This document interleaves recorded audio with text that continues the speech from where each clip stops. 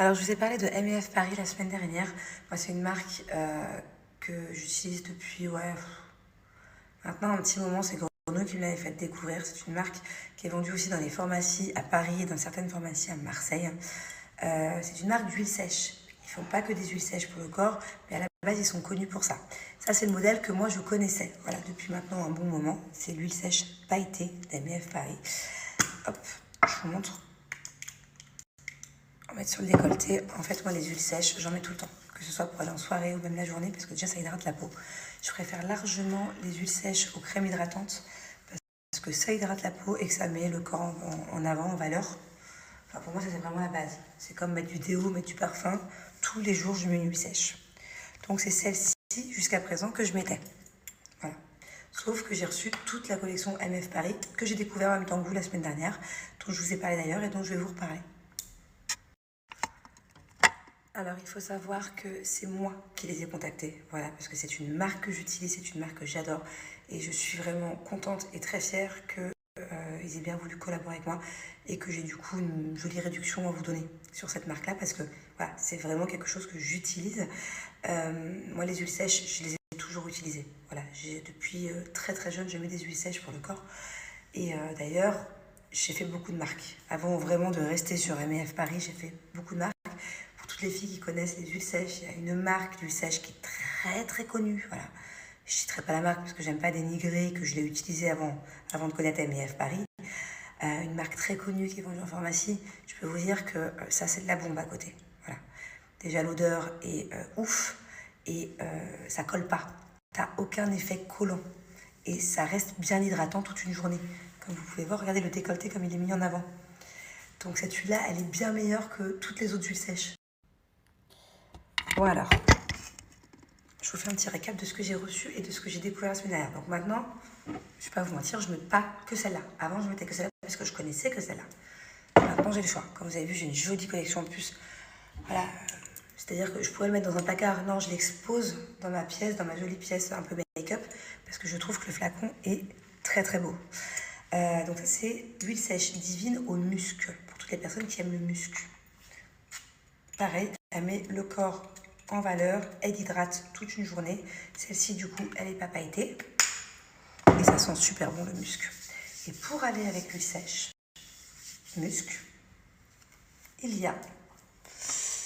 Il est là. Le parfum cheveux musc. Ça aussi, parfum cheveux. Alors, je sais pas qu'MF Paris le faisait, mais moi, j'utilise des parfums cheveux tout le temps.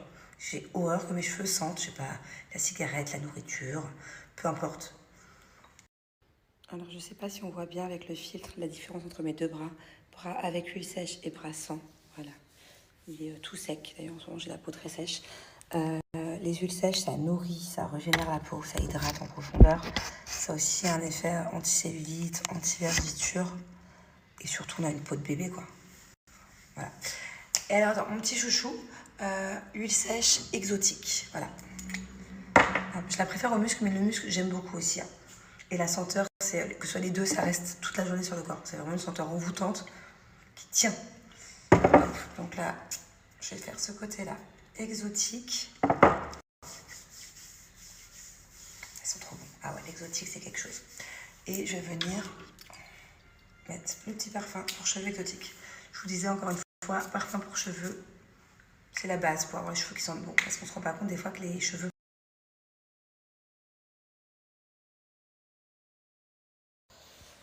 Bon, entre-temps, j'ai mis une veste parce qu'il faut fermer la porte dehors et qu'il fait super froid à Dubaï.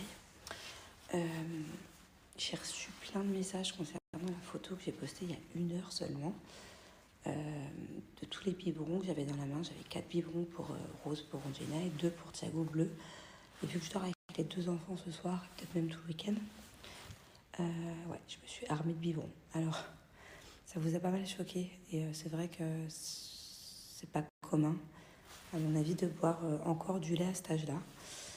Donc j'ai Angelina qui a 2 ans, bientôt et demi, et qui boit toujours à peu près 3 biberons la nuit.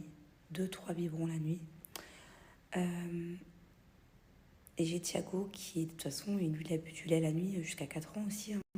J'ai pas réussi à le faire arrêter avant. Ça a été très très dur de le faire arrêter. Il me demande toujours un biberon à 6h du matin de lait. Et Angelina, j'y arrive pas. Voilà. J'ai déjà essayé de lui donner de l'eau à la place.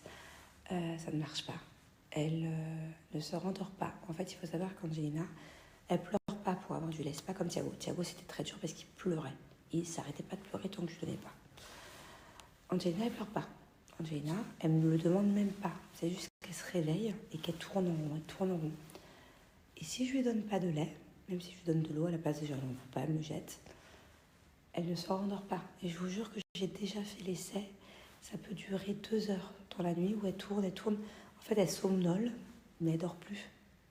Donc, si vous avez une astuce, je veux bien retenter, mais j'ai déjà essayé plusieurs fois. Voilà, elle ne se rendort pas. Donc, je ne vais pas lui faire des nuits blanches. Qu'est-ce que je fais?